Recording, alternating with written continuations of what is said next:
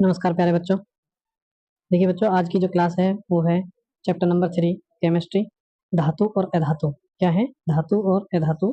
सबसे पहली बात हमारी बात आती है कि धातु और अधातु क्या है। इन चीज़ों को जान लेते हैं, फिर हम इनके बारे में चर्चा करेंगे। इनके जो वैकल्पिक क्वेश्चंस हैं और जितने भी हमारे परीक्षाओं में आए हुए हैं।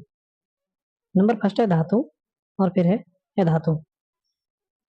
देखो, धातु क्या है और अधातु क्या है, दोनों की चीज़ों के बारे में हमें बहुत अच्छे तरीके से जानना है।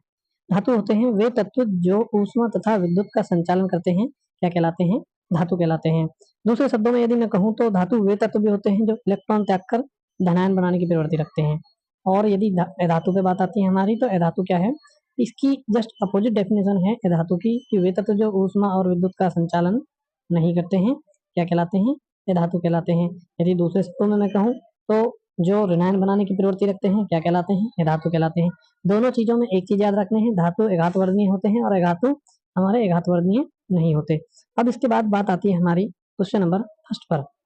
देखिए साथियों, क्वेश्चन नंबर फर्स्ट है जो परीक्षा में पूछा गया है 2024 और 23 में, कि पृथ्वी की भूप्रपटी में प्राकृतिक रूप से पाए जाने वाले तत्वों या यौगिकों को क्या कहते हैं। तो याद रखना है कि पृथ्वी की भूप्रपटी में जो पाए जाने वाले यौगिक हैं उन्हें हम खनिज कहते हैं। क्या कहते हैं साथियों? खनिज कहते हैं। अब ऑप्शन नंबर अधातु है, ये याद रखना है आपको। निम्नलिखित में से कौन अधातु पूछा गया है। यदि हम इसी के साथ अपने दूसरे पॉइंट्स को भी याद करें कि धातु कौन कौन होंगे इसमें, तो धातु क्या है?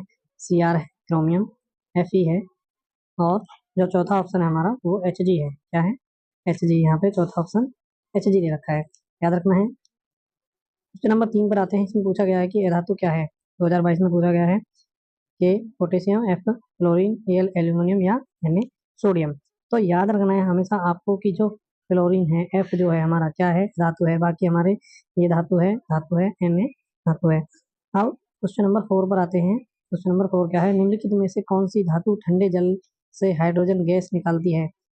तो याद रखना है आपको कि निम्नलिखित में से कौन सी धातु जल के साथ नहीं, धातु जल से हाइड्रोजन गैस निकालती है। तो याद रखना है आपको कि जब हम पोटेशियम के की क्रिया H2O के साथ कराते हैं तो हमें क्या प्राप्त होता है साथियों? KOH प्लस हाफ H2O प्राप्त होता है। क्या होता है? KOH plus half H2 O नहीं है, KOH प्लस हाफ H2 प्राप्त होता है। तो हाइड्रोजन गैस हमारी बाहर निकलती है। अब इसी के साथ साथ क्वेश्चन में पूछा गया है कि ठंडे जल से हाइड्रोजन गैस निकलती है, तो हमारे किसके साथ क्रिया कराने से निकलती है। तो याद रखना है आपको पोटेशियम के साथ। तो option number C right answer हो जाएगा। क्वेश्चन नंबर 5 पर आते हैं। निम्नलिखित में से कौन सी धातु जल के साथ सामान्य ताप पर क्रिया करती है। तो याद रखना है कि सोडियम जो है जल के साथ सामान्य ताप पर क्रिया करती है, सोडियम। अब सोडियम, तो क्वेश्चन नंबर 5 है, निम्नलिखित में से कौन सी धातु जल के साथ सामान्य ताप पर क्रिया करती है। तो इसमें याद रखना है आपको सोडियम। सोडियम का फॉर्मूला क्या है? Na को क्या कहते हैं साथियों? सोडियम। Question number 5 clear. अब क्वेश्चन नंबर 6 पर आते हैं हम। क्वेश्चन नंबर 6 क्या है? कि ठंडे तनु अम्ल से हाइड्रोजन गैस बनाता है। ठंडे तनु अम्ल से हाइड्रोजन गैस कौन बनाता है? सिलिका बनाती है, जिंक है, कॉपर है या कार्बन है। बताइए दोस्तों, इसमें क्या ऑप्शन आएगा। तो ऑप्शन सी हमारा राइट आंसर है, जिंक। क्या है? जिंक, जिसे Zn से प्रदर्शित करते हैं हम।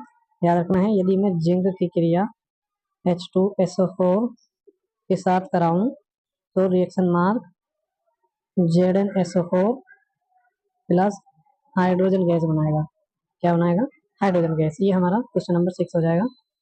6 के बाद 7 पर चलते हैं। सामान्य तापक्रम तथा दाब में द्रव के रूप में पाई जाने वाली अधातु है।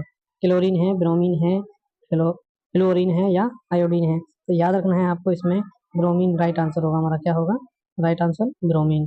क्वेश्चन नंबर 8 पर आते हैं। क्वेश्चन नंबर 8 है, कैल्शियम फास्फेट का सूत्र है। तो याद रखना है, देखो साथियों, कि कैल्शियम फास्फेट का जो सूत्र है हमारा वो क्या होता है।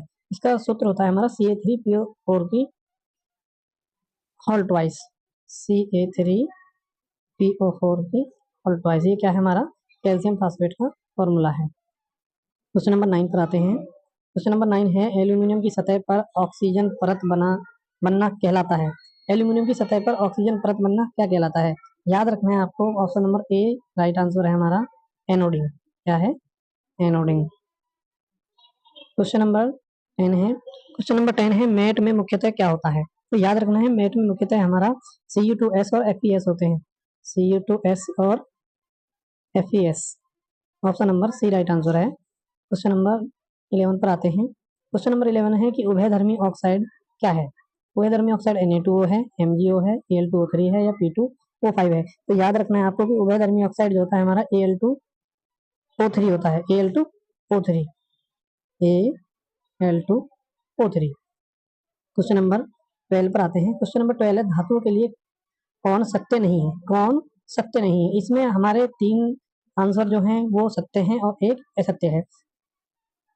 धातुएं सदैव सहसंयोजी यौगिक बनाती हैं, धातुएं धनायन बनाती हैं, धातुओं में इलेक्ट्रॉन त्यागने की प्रवृत्ति होती है या धातुओं में चालकता का गुण पाया जाता है। तो इसमें जो सत्य नहीं है वो राइट आंसर हमारा ए है कि धातुएं सदैव सहसंयोजी यौगिक बनाती हैं। बाकी देखिए ये तीनों राइट आंसर है हमारे, ठीक है, ये तीनों हमारे ठीक हैं धातु के बारे में कि धातुएं धनायन बनाती हैं। सबसे पहले मैंने क्वेश्चन में आपको बताया धातुओं से इलेक्ट्रॉन त्यागने की प्रवृत्ति होती है, धातुओं में चालकता का गुण पाया जाता है क्योंकि ये विद्युत का चालन करती हैं, विद्युत की सुचालक होती हैं धातुएं। तो क्वेश्चन नंबर 12 याद रखना है, 2024 में आया हुआ है क्वेश्चन है। क्वेश्चन नंबर 13 पर आते हैं।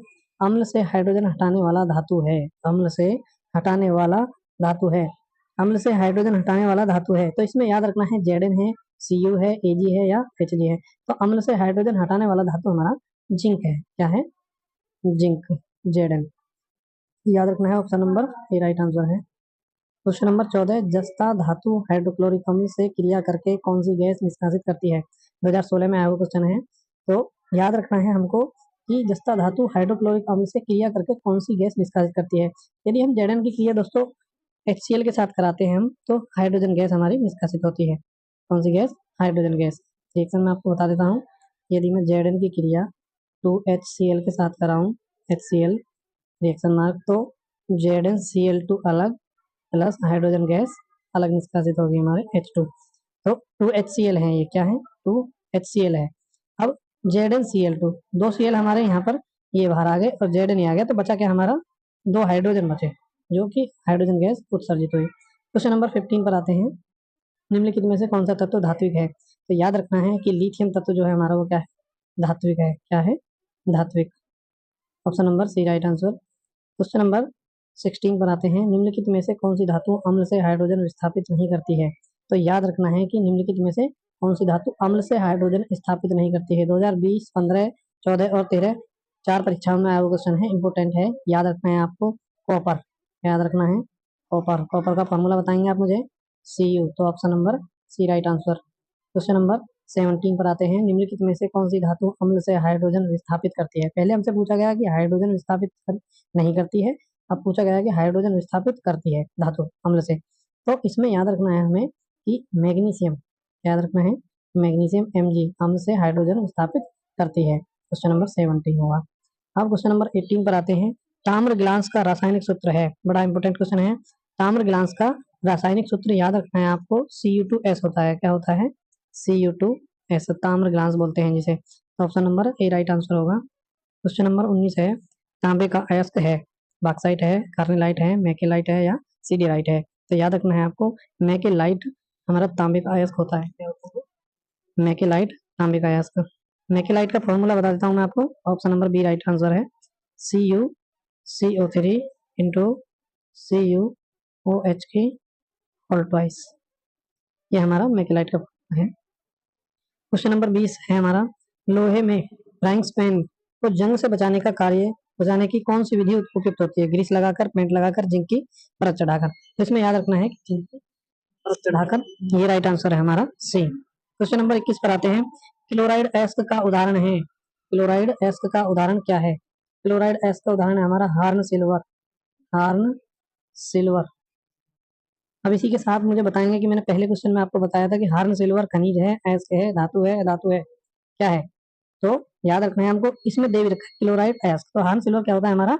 एस्क की श्रेणी में आता है। क्वेश्चन नंबर 22 पर आते हैं। यदि कॉपर को वायु में खुला रखते हैं तो इसकी भूरी चमकीली सतह धीरे धीरे अपनी चमक खो देती है तथा इस प्रकार एक हरे रंग की परत जमा हो जाती है। यह निम्नलिखित में से बनने के कारण होती है, मतलब कि किसके बनने के कारण होती है, ये पूछा गया आपसे। तो CuCO3 के कारण, CuCO3 के कारण। याद रखना है CuCO3, option number B right answer है। क्वेश्चन नंबर 23 पर आते हैं। क्वेश्चन नंबर 23, क्वेश्चन नंबर 23 है। खाद्य पदार्थों को सुरक्षित रखने के लिए डिब्बों में जिंक के स्थान पर टीन का लेपन होता है क्योंकि पहला ऑप्शन है जिंक अपेक्षाकृत कम अभिक्रियाशील है, दूसरा ऑप्शन है टिन अपेक्षाकृत कम अभिक्रियाशील है, जिंक का गलनांक कम होता है, टिन का गलनांक कम होता है। तो याद रखना है कि टिन जो है उसका अपेक्षाकृत कम अभिक्रियाशील है, टिन अपेक्षाकृत कम अभिक्रियाशील है। Option number B right answer है, option number B right answer है कि जिंक की अपेक्षा हमारा टिन अपेक्षाकृत कम अभिक्रियाशील है। क्वेश्चन नंबर 23, क्वेश्चन नंबर 24 पीतल है।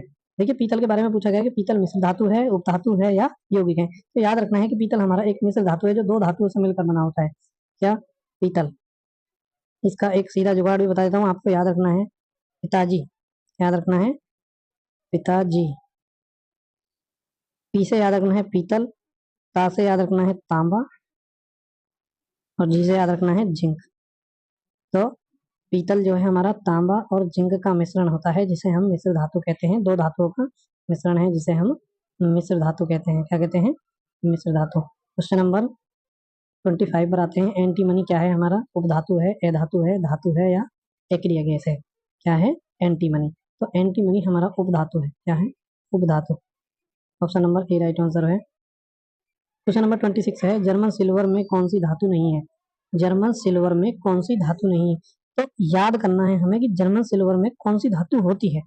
जर्मन सिल्वर में कौन सी धातु होती है? एक तो जिंक होती है, निकिल होती है, तांबा। जिंक, निकिल और तांबा, CuNiZn, ये तीनों चीज याद रखनी है। जर्मन सिल्वर में होती है। किसमें होती है? जर्मन सिल्वर में। अब Cu भी होती है, Zn भी होती है और Ni भी होती है। तो इसका राइट आंसर हो जाएगा जर्मन सिल्वर में कौन सी धातु नहीं है? तो Ag नहीं है। तो राइट आंसर क्या है हमारा?